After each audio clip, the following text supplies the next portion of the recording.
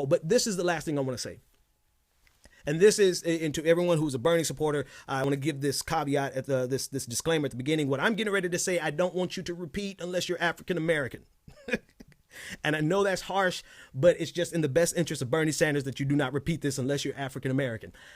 There are people who are disgusted with Cornel West, and they're disgusted with black progressives, and they're disgusted with anybody who would endorse any presidential candidate because they feel like endorsing any presidential candidate or supporting any presidential candidate is a type of selling out.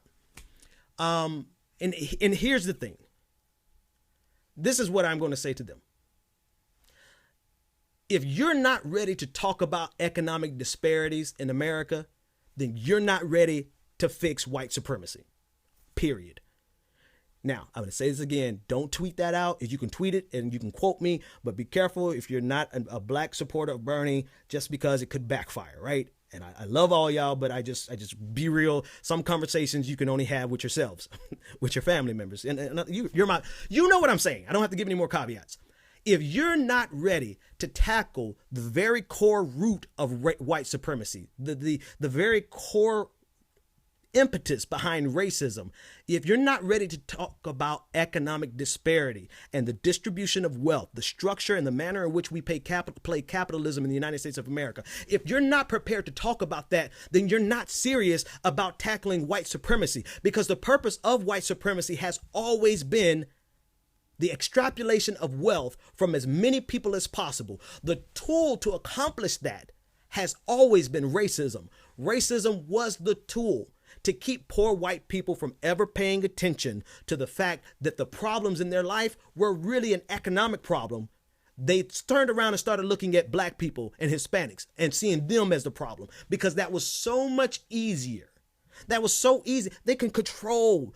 How do you think they get people who need welfare, who need food stamps, who need Obamacare in Mississippi and Alabama, Owsley, Kentucky, all of these places that are so desperately in need of assistance from the government and who are directly burdened by the current structure? How do you think they get them to completely ignore that reality?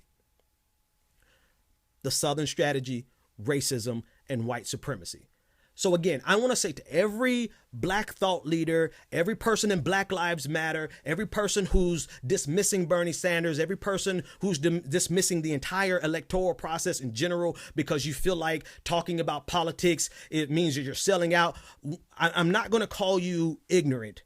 I'm just going to say you're not serious about tackling white supremacy. Because unless you're willing to talk about economic disparity and economic exploitation, you will never remedy and rectify the ills of white supremacy in America. And with that, I have 5 seconds to bid you adieu. I'll see you next time. Hey, thanks for watching this video, everyone. If you liked it, be sure to click the like button, subscribe, and make sure you share it with all of your friends. If you like what we're doing at the Benjamin Dixon Show and think more people should hear it, consider becoming a Patreon. Go to www.patreon.com/the BPD Show, and we'll see you next time.